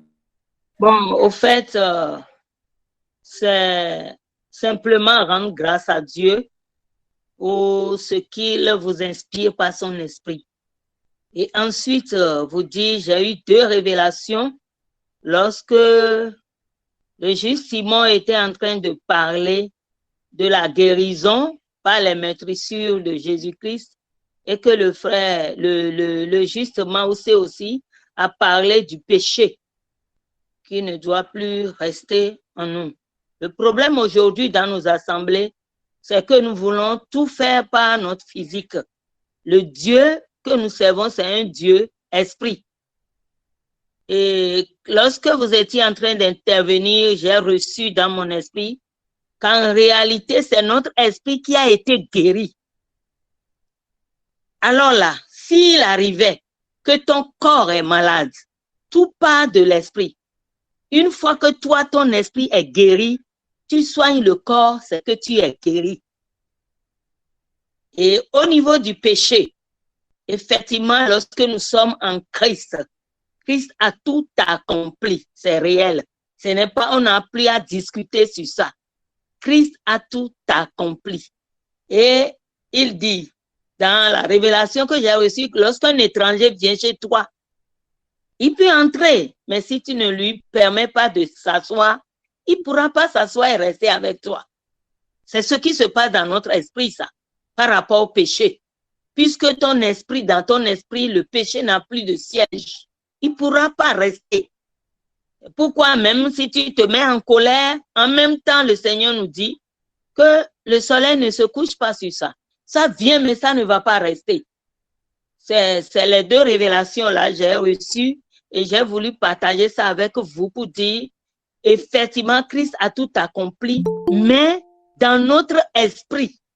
Si aujourd'hui nous nous levons pour dire Coca-Cola devient du sang de Jésus qui va encore maintenant nous enlever le péché, qui va rendre notre vie plus pure ou bien plus douce, ce n'est qu'une scène, quoi, une mise en scène que nous faisons. Christ a tout accompli en esprit, que le Seigneur nous aide par sa grâce à accepter cela comme Abraham a cru en esprit. Malgré ce qu'il voit, selon son corps, mais il a accepté dans son esprit et le miracle s'est produit. Et aujourd'hui, on l'appelle le Père de la foi. Il faut que cela soit ainsi pour chaque juste, chaque justifié par Christ. Amen. Shalom. C'est ce que je voulais ajouter. Amen, amen, merci beaucoup. Est-ce qu'il y a quelqu'un d'autre qui voudrait intervenir?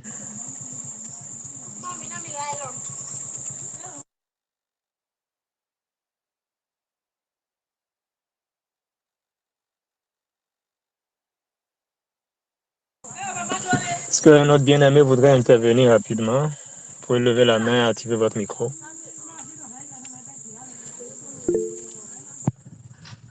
En attendant, vous pouvez lever la main et activer votre micro si vous voulez encore intervenir.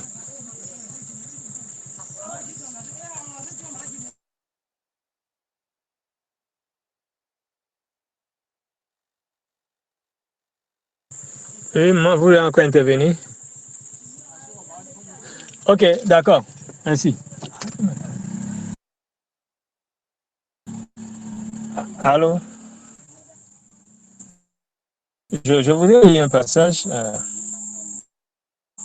Je suis dans Luc 1, verset 77. Là, c'est Zacharie qui parle, le papa de Jean-Baptiste, qui dit quelque chose prophétiquement au sujet en réalité du Messie de Jésus-Christ et qui nous apprend une vérité essentielle sur le salut. Aujourd'hui, tout le monde parle du salut, on dit on est sauvé. Mais il est important qu'on comprenne la révélation cachée derrière le salut. Et Zacharie, le père de Jean-Baptiste, nous, par lui, le Seigneur nous apporte la révélation du salut. Et je voudrais nous le lire. Je suis dans Luc 1, verset 77, dans la version anglaise TPT, qui dit ceci.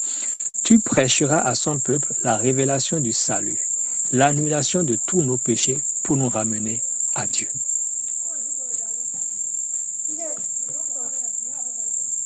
La révélation du salut, donc, consiste à l'annulation, à l'effectuer de l'annulation de tous nos péchés pour nous ramener à Dieu. Donc, la question qu'on doit se poser, c'est, est-ce qu'on est revenu à Dieu?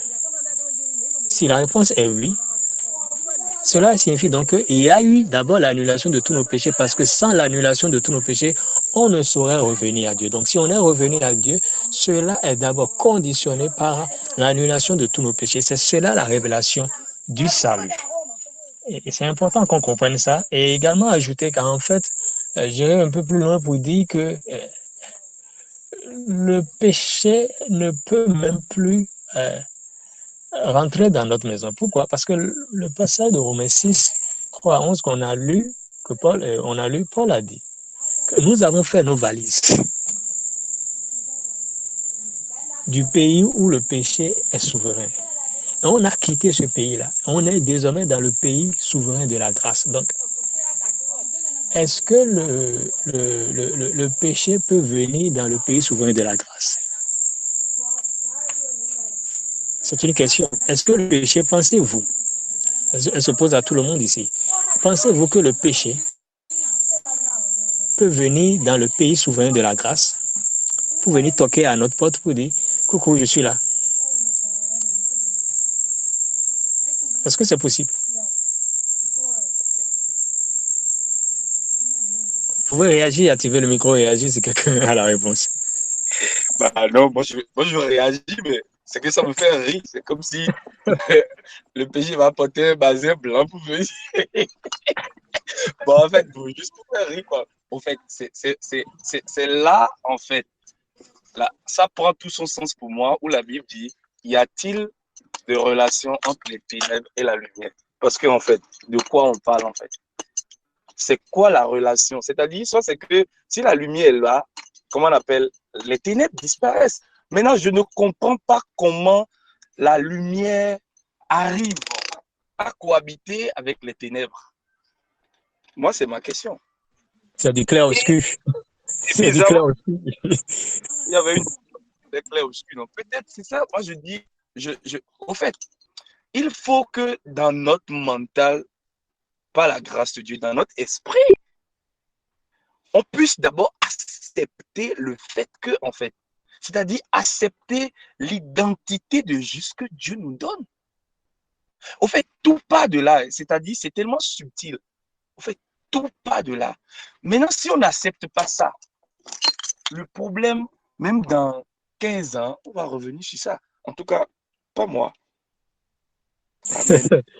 Merci.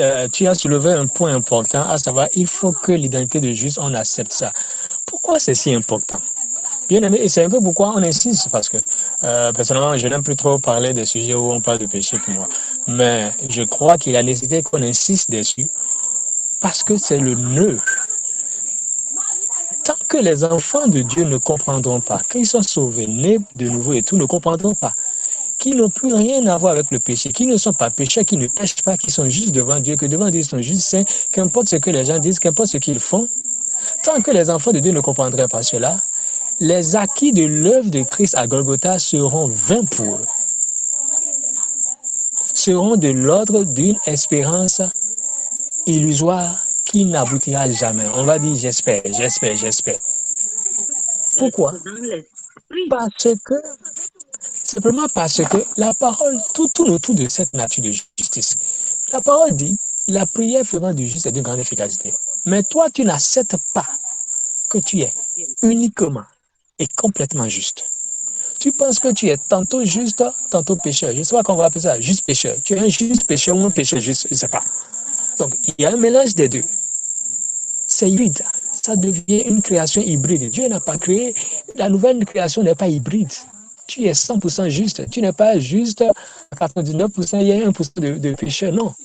Et donc, comment tu veux que ta prière soit efficace si tu ne reconnais pas que tu es juste? Si tu ne vis pas et tu ne pries pas dans la conscience que tu es juste?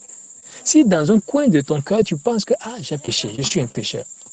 La Bible n'a pas dit que la prière fervente du pécheur est d'une grande efficacité. Voilà pourquoi dans nos assemblées, les gens gesticulent, les gens jacassent, crient à tue-tête, veillent tous les jours. Les prières ne sont pas efficaces. Après, ils sont frustrés. Pourquoi? Parce qu'ils sont conscients qu'ils sont pécheurs. Ils ne sont pas conscients qu'ils sont justes. Ils ne prient pas en qualité de juste, mais ils prient en qualité de pécheur. Comment tu veux que la prière ait d'efficacité? La parole dit également, dans le livre de Proverbes, que la bénédiction de l'Éternel est sur la tête du juste. La Bible n'a pas dit que la bénédiction de l'Éternel est sur la tête du pécheur, sur la tête de celui qui commet le péché. Mais la Bible dit que la bénédiction de l'Éternel est sur la tête du juste. Voilà pourquoi Dieu s'est assuré de nous rendre justes par le sacrifice de Jésus-Christ. Par l'obéissance de Jésus-Christ. La Bible dit, Romains 5, 19, par l'obéissance d'un seul, beaucoup sont déclarés justes. Mais on ne reconnaît pas ça. Après, on passe sur la tête, Dieu bénis-moi, Dieu bénis-moi, Dieu bénis-moi, Dieu bénis-moi. Dieu t'a déjà béni. La bénédiction est sur la tête du juste. Il faut pas être conscient que la bénédiction est sur ta tête et tu vas en jouir, mais tu n'es pas conscient de ça. La Bible dit également, aucun malheur n'arrive au juste. Mais toi, tu ne vois pas que tu es juste. Tu ne reconnais pas que tu es juste. C'est normal que tous les jours, tu parles de malheur. C'est normal que tous les jours, tu parles de malheur. Parce que celui qui est juste et qui vit dans la conscience qu'il est juste, aucun malheur ne peut lui arriver. Et je répète, aucun malheur, peu importe ce qui se passe, il ne peut au grand jamais considérer qu'un malheur lui arrive. Impossible. Pourquoi? Parce qu'il s'en tient à ce que Dieu a dit. Parce qu'il prend Dieu pour vrai. Comme la parole nous le dit, et le juge Marie l'a souligné dans Romains 3. Il prend Dieu pour vrai. Dieu dit aucun malheur n'arrive au juste. Donc, mais au pécheur, le malheur peut lui arriver. Mais Dieu dit au juste, aucun malheur ne lui arrive. Je m'en tiens à ce que Dieu a dit. Dieu dit, je suis juste. Celui qui est le juste juge dit que tu es juste. Mais toi, l'être humain, tu dis tout que non, je ne suis pas encore juste. Ah, Seigneur, hier, j'ai fait telle chose. Mais Dieu dit que tu es juste. Quel paradoxe. Et même quand on parle du péché, comment on définit le péché? Qui te dit que telle chose est péché? Qui te dit que tel acte que tu as posé, c'est péché? Qui est le juge qui va en fait délibérer sur ça pour dire ça, c'est une infraction? Parce que quand quelqu'un pose un acte, on amène devant le juge pour que le juge puisse établir, je ne sais pas comment le terme juridique, l'infraction. Mais qui est le juge qui est à l'infraction? C'est Dieu, le juge. Et lui, il dit que tu es sans péché. Lui, il dit que tu es juste. Mais toi, vous imaginez un peu, ramenons ça dans le naturel. Il y a quelqu'un qu'on attrape, peut-être le fils du président ou je ne sais pas quoi, et les forces de l'ordre l'arrêtent et on l'amène devant le juge. Le juge, c'est son papa encore, le juge suprême, les armées et tout. Et, mais la sentence avait été payée, le prix a été payé pour lui et tout. Et on dit, voilà, il a commis tel acte. D'accord. Quelle est la peine? Mais le juge dit, mais non, il n'y a pas d'infraction. Il n'a rien fait. Non coupable. Et c'est ce que la parole nous apprend dans Romains 8, verset 32 à 37, la version anglaise. CPT nous le dit que Dieu a prononcé son verdict final à notre sujet, à savoir 2 points, non coupable. Dieu dit tu es non coupable. Mais toi, l'enfant de Dieu, chaque jour tu te lèves, tu dis je suis coupable. Dieu, j'invoque le sang de Jésus. Je plonge mon corps, je plonge mon âme, je plonge mon esprit dans le sang de Jésus. Qui t'a dit que le sang de Jésus est là pour que tu plonges ton corps, ton âme dedans chaque jour? Aucun verset des Écritures ne le dit. Ce que Jésus a fait, il a fait une fois pour toutes. C'est de l'incrédulité qui emmène beaucoup d'enfants de Dieu chaque jour à se lever pour dire Seigneur, je demande pardon pour le péché, je me plonge dans le sang de Dieu. Or, la parole dit qu'il t'a pardonné une fois pour toutes. Et le pardon dont il s'agit, en fait, c'est la rémission qui veut dire il a effacé. Il ne s'en souvient plus. Et ça, il avait déjà annoncé prophétiquement dans le livre d'Ésaïe. Il a dit j'effacerai vos transgressions, je ne me souviendrai plus de vos iniquités. Je ne m'en souviendrai plus. Alors, si Dieu Le juge dit qu'il ne s'en souvient plus. Sur quelle base, toi, tu viens devant lui pour dire, j'ai fait ci, j'ai fait ça. Et on appelle ça prière de repentance. Cela n'a rien de repentance. La véritable repentance consiste à changer notre manière de penser, notre manière de nous voir, à pouvoir nous voir tel que Dieu nous voit. Et comment Dieu nous voit? La Bible dit, il nous a rendus justes. Il nous voit comme justes, il nous voit comme saints, il nous voit comme irréprochables, il nous voit comme sans défaut. Il nous voit comme sans défaut, il nous voit comme sans péché, parce que nous sommes en Christ qui est sans péché, qui est sans défaut. Alors c'est ainsi que nous devons nous voir. Colossiens 3, versets 3 à 4, dans la version des Messieurs, dit que voyez les choses du point de vue de Dieu. C'est cela la véritable repentance. La véritable repentance consiste à voir les choses du point de vue de Dieu et non à se morfondre sur soi-même, à dire qu'on est en train d'avoir de remords, de dire Dieu pardonne-moi. Ça, c'est pas de la repentance. C'est de l'ignorance. Et il faut qu'on comprenne cela, qu'on est juste devant Dieu. Aujourd'hui, beaucoup d'enfants de Dieu acceptent qui sont sous des liens de malédiction, qui sont dans des chaînes sataniques, que le diable peut les attaquer par des maladies, par des trucs. Pourquoi? Parce qu'ils reconnaissent qu'ils sont encore dans un état de péché, qu'ils ont commis tel acte. Et on entend des expressions du genre, ah oui, et tu as ouvert une porte au diable. Comment je peux être dans le royaume de Dieu et ouvrir une porte au diable dans le royaume de Dieu? Bien aimé, à un moment donné, utilisons un peu, c'est comme si, en fait, on a été, l'endoctrinement religieux a atteint un niveau d'abrutissement qui ne dit pas son nom. Sérieusement, on a été à l'école pour beaucoup, on a des diplômes, on est intellectuel, on réfléchit, mais sur ces sujets, c'est comme si notre cerveau est éteint, quoi. Comme si le cerveau a été disjoncté. Excusez du peu. Parce que comment on peut expliquer, méditons un instant sur ça, comment on peut expliquer, justifier que tu es dans le royaume de Dieu, assis à côté de Dieu, dans les entrailles de Christ, tel que les Écritures nous l'apprennent. Et on dit que quand même tu as ouvert une porte au diable, le diable qui est interdit d'accès là-bas, le diable qui est prisonnier. Colossiens 2, verset 14 à 15, Jésus a fait de lui son prisonnier. Alors comment il fait? Un prisonnier qui est en prison, il a fait comment pour sortir d'une prison où Jésus l'a mise? Assurément, la prison la mieux gardée qui soit dans tout l'univers. Mais comment il fait pour sortir de cette prison? Et il vient rentrer chez toi pour t'attaquer. Alors que la Bible dit dans Colossiens 2, 14 à 15 que Jésus-Christ les a désarmés, leur a arraché toutes les âmes, tout le pouvoir de nous nuire. Alors, il arrive à te nuire comment? Alors que tu n'es même plus dans son royaume. Tu as déjà pris de faire tes valises de son royaume et Jésus t'a amené dans un autre royaume. Un royaume où le diable n'y est pas. Comment le diable fait pour venir là-bas? Et aujourd'hui, on a ça, on dit que c'est ouvert une porte de diable. Tes finances, c'est chaud, c'est que tu as ouvert une porte de diable. Tu as ouvert une porte de diable. Les enfants sont malades, c'est que tu as ouvert une porte de diable. Comment? Je suis en Christ et j'ouvre une porte au diable en Christ. Donc, je suis à l'intérieur de Christ, j'ouvre une porte au diable en Christ. Ça veut dire que le diable est entré en Christ. Est-ce que le diable peut rentrer en Christ? Le Christ qu'on voit là, le Christ que la Bible nous dépeint là, est-ce que le diable peut rentrer en lui? Bien-aimé de Dieu, voyons nous-mêmes la vérité là, sous nos yeux. Il peut entrer en Dieu. On accepte qu'on peut sous malédiction. Oh, la Bible, j'aurais fini par ça avant de passer la parole à mes bien-aimés. J'aurais fini par ce passage de Galates 3. Galates 3. Moi, je termine par ça. Galates 3, verset 10 à 14. Qui dit ceci? Mais si vous comptez sur les œuvres d'observation de la loi pour le salut, vous vivez sous la malédiction de la loi. Car il est clairement écrit, maudit soit quiconque ne met pas en pratique tous les détails et toutes les exigences qui sont écrits dans cette loi. Verset 11, il est évident que personne n'atteint la justice de Dieu en essayant de sauver la loi. Amen.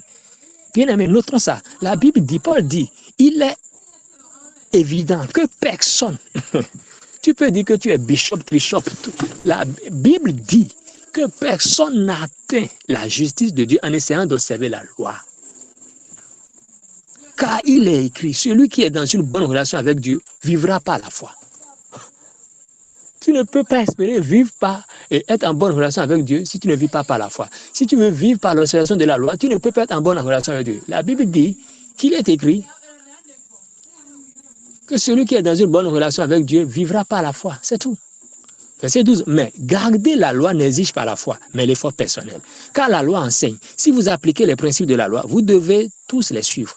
Verset 13. Pourtant, Christ a payé le prix total. Alléluia. Christ a payé le prix total. Il n'y a plus aucun prix à payer. Aujourd'hui, qu'est-ce qui est enseigné aux enfants de Dieu? Aujourd'hui, en quoi les enfants de Dieu croient? Les enfants de Dieu croient qu'ils doivent payer de prix. Ah, il y a un prix à payer. Restez là. Hein. Vous restez là. C'est la paresse que vous faites. Si vous ne payez pas de prix, vous allez voir. Ah, il faut payer un prix. Mais la Bible dit là, l'apôtre Paul nous révèle quelque chose de fondamental. Il dit Christ a payé le prix total. Après total, il y a encore quoi? Tu veux compléter quoi encore à ce qui est déjà total? Christ a déjà payé, il a déjà, passé composé, c'est fini. Il a déjà payé le prix total. Pour quel but? Pour nous libérer de la malédiction de la loi. Il a complètement absorbé la malédiction alors qu'il est devenu une malédiction à notre place. Ça, c'est ce qu'il a fait à Golgotha. Quand il disait dans Jean 19, verset 30, tout est accompli, c'est ça. J'ai absorbé la malédiction. Donc, tu ne peux pas être enfant de Dieu aujourd'hui et dire que tu es sous le coup d'une malédiction générationnelle, malédiction familiale. Il faut briser les liens de malédiction. Non. Ce que Jésus a absorbé, toi, tu trouves ça encore où pour venir maintenant briser ça? Les liens que Jésus a absorbés, on dit Jésus a absorbé la malédiction. Et toi, tu réussis à trouver la malédiction encore. Hey. Ça veut dire quand il est écrit, quiconque est pendu à un arbre est maudit. Est-ce que Jésus a été pendu à un arbre, oui ou non? Oui, il a été pendu à un arbre, donc il a pris la malédiction. C'est ce qui s'est passé. Verset 14. Jésus-Christ a dissous la malédiction de nos vies. Bien-aimés, notons bien cela. Jésus-Christ a dissous la malédiction de nos vies. Alors, toi, tu trouves ça, on dit là, le truc a été dissous. Quand on dit que, par exemple, un gouvernement a été dissous, est-ce que le gouvernement est encore en place? Donc, si la malédiction a été dissoute de ta vie, est-ce qu'elle est encore en place? Comment tu réussis à remettre en place ce que Jésus-Christ a dissous? C'est grave. Comment aujourd'hui on arrive à remettre en place ce que Jésus a dissous? Et c'est ce qui est enseigné aux enfants de Dieu. Et c'est triste. Il est important qu'on en parle. Mais quand on veut en parler, ils s'en trouvent pour dire que non, vous n'avez pas à parler de ça. Vous n'avez pas à dire ça. Vous êtes en train de critiquer. Mais on ne critique pas. On rapporte la vérité de l'évangile.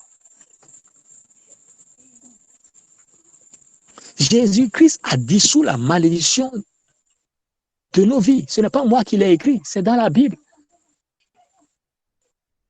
Pour quel but il a fait? On dit afin qu'en lui, toutes les bénédictions d'Abraham puissent être déversées sur les gentils, c'est-à-dire sur nous. Toutes les bénédictions puissent être déversées sur nous. Ça veut dire que c'est accompli. Les bénédictions doivent être déversées sur nous. Cela dit, tu n'as même plus à dire Dieu bénis-moi. Non. C'est de l'ignorance qui amène beaucoup d'enfants à dire Dieu bénis-moi. C'est l'ignorance qui amène aujourd'hui beaucoup d'enfants à dire à croire qu'à coup de semences, on va leur dire si tu veux une bénédiction, il faut semer, il faut faire une offrande prophétique, une offrande sacrificielle, je ne sais pas comment les thèmes qu'on emploie. Ça, c'est de l'arnaque. C'est de l'arnaque spirituelle. Le peuple de Dieu est grugé, le peuple de Dieu est arnaqué, le peuple de Dieu est appauvri. Et cela passe sous silence. Et personne n'en parle. On dit non, il ne faut pas en parler. C'est méchant. Si on n'en parle pas, c'est de la méchanceté. C'est la véritable sorcellerie. La sorcellerie, ce n'est pas ceux-là qui se lève chaque jour pour dire on envoie le feu sur. Les vrais sorciers sont ces gens qui enseignent de telles inepties, de telles aberrations aux enfants de Dieu dans les assemblées. Et qui appauvrissent le peuple de Dieu et qui s'engraissent sur le dos. Et Dieu a prévenu cela. Dieu a parlé de cela dans le livre d'Ézéchiel. Il a averti de ça.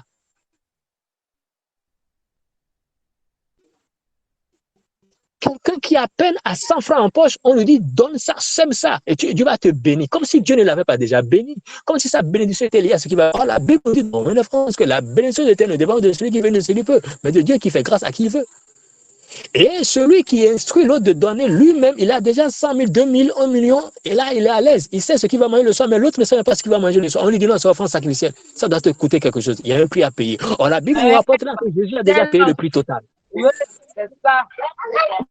Et l'autre donne la miette qu'il a, et il rentre chez lui, il ne sait pas comment manger, il doit affamer. On va te sortir des versets hors de leur contexte. C'est méchant pour dire que oui, la femme là, qui était venue donner une seule pièce, ouais, elle a donné tout ce qu'il lui restait. Donc il faut donner tout ce qui lui restait. Et vous, les hommes de Dieu, pourquoi vous ne donnez pas tout ce qui vous reste? Pourquoi vous ne donnez pas tout ce qui vous reste? À un moment donné, il faut qu'on parle. Sinon, c'est une complicité en fait. C'est de la complicité. Voir ces choses-là, de reconnaître ces choses et se taire dessus, c'est de la complicité. C'est criminel. Parce qu'on n'a pas idée des vies humaines qui périssent comme ça. Des gens qui meurent de faim, des gens qui souffrent. Vraiment. Des gens qui sont libérés. Il n'y a plus de malédiction, mais toi-même, tu vas encore te mettre sous des liens de malédiction. Et tu subis des choses que tu ne dois pas subir. Et vous voulez qu'on se taise sur ça? Vraiment. Bien aimé, il faut que ça s'arrête. Il faut que les enfants de Dieu aillent eux-mêmes sonder les Écritures. Il faut que les enfants de Dieu aillent eux-mêmes sonder les Écritures et prennent le sens de ce que Christ a fait pour eux. Qu'est-ce que Jésus a fait pour moi? Au-delà des tentamars, au-delà de ce qu'on appelle service à l'Église, toutes ces choses-là, qui en réalité sont de l'activisme et qui ne sont pas le véritable service. Que chacun prenne du recul et sonde les Écritures et questionne le Seigneur, le Saint-Esprit habitant. Lui dit, qu'est-ce que Jésus a fait pour moi concrètement? Parle-moi, Saint-Esprit. Jésus a dit, Saint-Esprit vous enseignera tous. Que faisons-nous de lui? Est-ce qu'aujourd'hui, nous pouvons affirmer, sans risque de nous tromper, que c'est vraiment le Saint-Esprit qui nous enseigne? Est-ce que nous pouvons dire que le Saint-Esprit nous enseigne? Combien questionne le Saint-Esprit? Combien pose de questions au Saint-Esprit? Aujourd'hui, dans la journée de Dieu, mon frère, ma soeur, as-tu questionné le Saint-Esprit? Au moins une fois. Quelle question lui as-tu posée? On questionne les hommes de Dieu. Quand quelqu'un est en situation, premier fait, je vais voir le prophète. Je vais voir le voyant. Quel voyant? C'est de l'occultisme, c'est de l'idolâtrie, c'est de la sorcellerie, c'est de l'ensorcellement.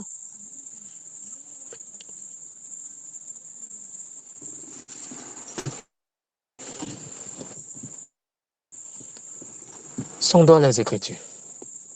Discernons ce que Jésus a fait pour nous.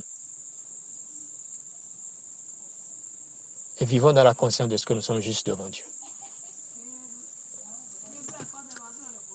Juste Brice, un dernier tour de table avant. Je ne sais pas s'il y a d'autres intervenants qui veulent intervenir, poser des questions, faire des apports avant que je ne passe la parole aux animateurs pour leur mot de fin.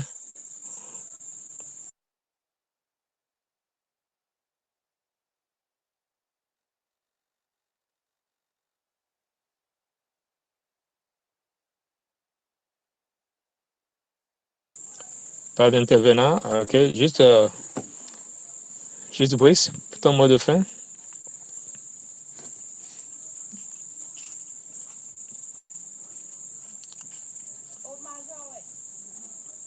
Allô, juste Brice, tu es là? Je suis là. Voilà, ok. Oui. Je suis là. Bon. Super. Oh, j'écoutais, bon, en griffe, là, tu n'as pas de gueule. J'écoutais ton coup de gueule. Non, mais à un moment donné, franchement, quoi, ça déborde. On essaie de se contenir depuis un moment, mais là, ça devient de trop. On ne va pas fermer les yeux sur tout, on ne va pas se taire sur tout, non? Bon, c'est de la moi, je crois que si je dirais un mot pour la fin, c'est ce que je pourrais ajouter, c'est simple. À tout ce que tu as déjà dit, je crois que tu l'as dit, c'est franchement que les croyants de nos jours ne continuent plus à faire comme les croyants excusez-moi, des années 1800 même, je crois que c'était mieux. C'est-à-dire aujourd'hui, le peuple de Dieu ne sont plus les Écritures en fait. On ne va plus nous-mêmes dans les Écritures, ce qui fait que les gens vont à l'église, on leur donne des révélations, on peut dire, je te dis telle chose, et selon qu'il a écrit dans Psaume 160, et la personne dit, ah, mais alors que le psaume ne dépasse pas 150. Mais comme tu ne lis pas, et on dit Psaume 160, tu dis, donc, en fait, c'est pour dire quoi? Pour encourager quelqu'un à aller, franchement, sonder les Écritures. Pas dans le but de venir. Non, parce qu'on sait que la connaissance enfle. Il ne s'agit pas de ça, mais il faut que le peuple de Dieu aille vers les Écritures pour chercher à connaître son Dieu, chercher à découvrir son héritage. La Bible nous dit que cette parole de grâce, voilà, que c'est cette parole seule qui a le pouvoir de nous bâtir, de bâtir nos vies, de nous bâtir et de nous donner l'héritage. Donc, en fait, je crois que tout enfant de Dieu, né de Dieu, baptisé du Saint-Esprit, pas seulement parler en langue, non, mais c'est bon de parler aussi en langue, c'est très important d'ailleurs, j'encourage quelqu'un, voilà, bref, qu'on recherche à connaître notre Seigneur de façon intime, connaître ce que l'œuvre de la croix a rendu disponible pour nous. C'est parce qu'on ne le sait pas, on ne fait pas et on laisse cette tâche au bourreau que sans savoir qu'ils sont en train de traiter le peuple comme et un prophète l'a dit, c'est qu'ils ont déplumé le peuple de Dieu. Voilà, c'est parce qu'ils ne sont pas au courant. Bon, franchement, encourager quelqu'un juste à aller méditer la parole de Dieu. Comme quelqu'un le dirait, aller s'asseoir au pied du maître pour écouter le Seigneur. Être uniquement exposé à l'évangile, pas au mélange, parce que le mélange est encore plus toxique que la loi seule. Merci et vous êtes bénis. Shalom. Amen. Merci beaucoup, Juste Brice. Juste Marseille, ton mot de fin pour l'émission de ce soir. Merci beaucoup. Je bénis le Seigneur pour ce temps. Si j'ai quelque chose à dire, simplement, c'est que la parole de Dieu dit, Romains 14, rien n'est impur en soi, mais une chose est impure pour celui qui la croit. Donc, Romains 14, hein, donc là où on est aujourd'hui, il faut que nous puissions comprendre que, bien sûr, à quoi tu es exposé, de la même manière que la foi vient de ce qu'on entend, comme bien le dit que l'incrédulité aussi vient de ce qu'on entend. Donc, et si on est constamment exposé à des choses, à des fables, à des... Comme en fait, on entend des choses qui n'ont rien à voir avec l'évangile. Et maintenant, n'oublions pas que Dieu dit qu'il veille sur sa parole pour la combattre. Maintenant, on va écouter la parole de quelqu'un, la personne va inventer la parole, et on veut prendre cette parole pour demander à Dieu de veiller sur ça pour la mener à manifestation, en fait. Ce qui fait que beaucoup sont frustrés également. Beaucoup sont sérieusement frustrés, oui, parce que en fait, ce n'est pas Dieu qui a. Dieu m'a étonné, Dieu même dit, je ne t'ai jamais donné cette parole, tu as trouvé ça où? Et rappelez-vous, dans Matthieu 5, quand le Seigneur Jésus parlait, il disait souvent, Matthieu 5, il dit souvent, vous avez appris qu'il a été dit, mais moi je vous dis. Or, aujourd'hui, maintenant, si on commence par parler, les gens vont dire, mais il faut commencer comme ça. Oui, parce qu'aujourd'hui, les gens apprennent beaucoup de choses. Mais quand Jésus dit, moi, il est en train de dire, moi, la vérité, moi, le chemin, la vérité, la vie, ma grâce, je vous dis.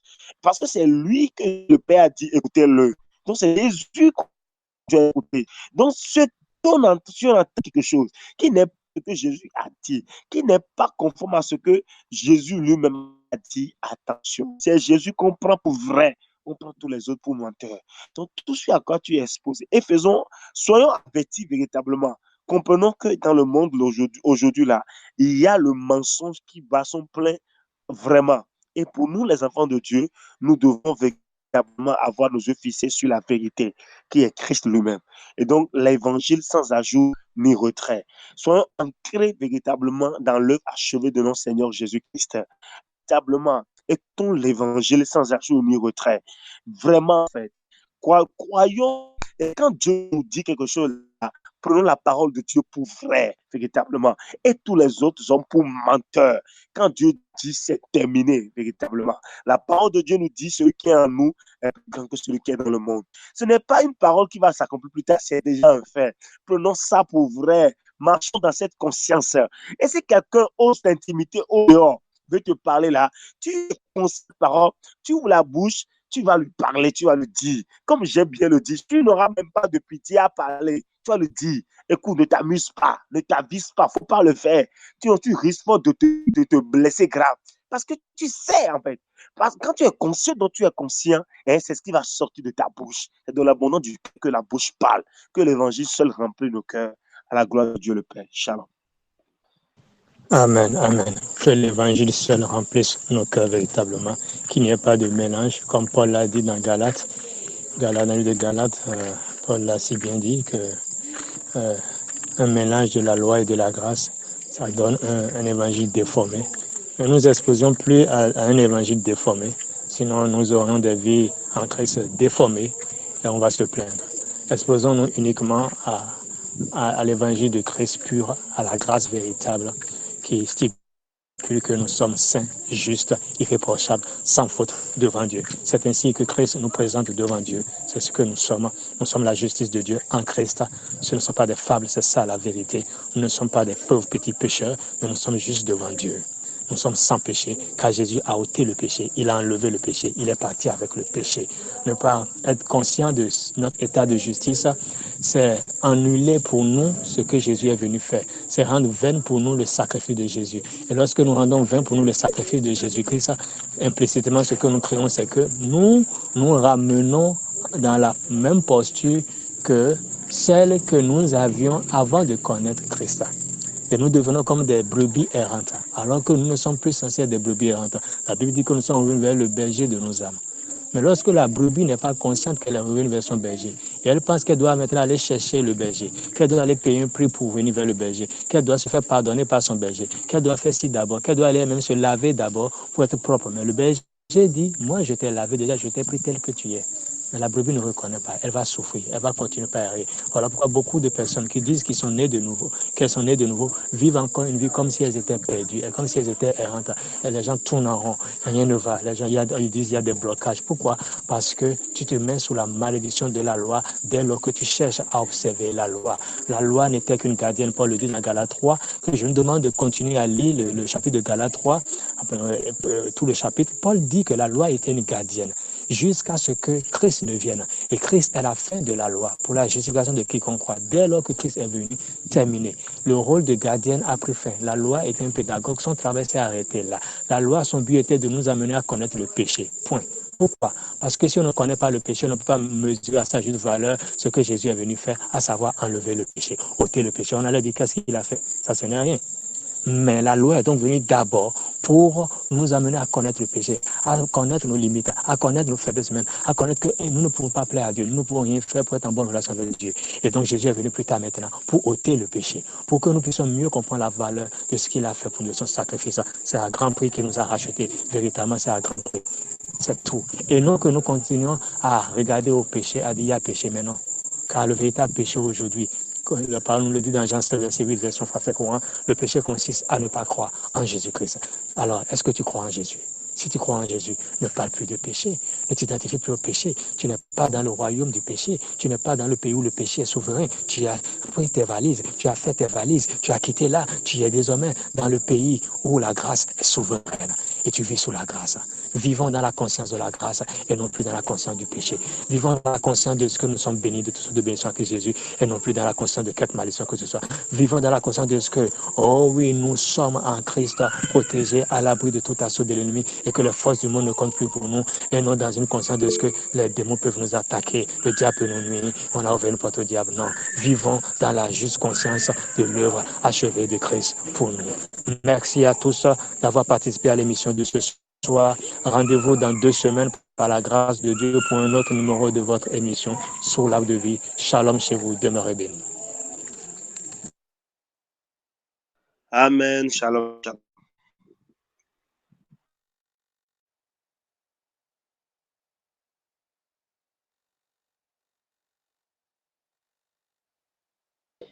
Amen, amen, amen. Shalom, shalom à vous les frères. Frère Simon, frère Maoussé, frère Brice, frère Maman Patricia, tout le monde, tout le monde. Shalom.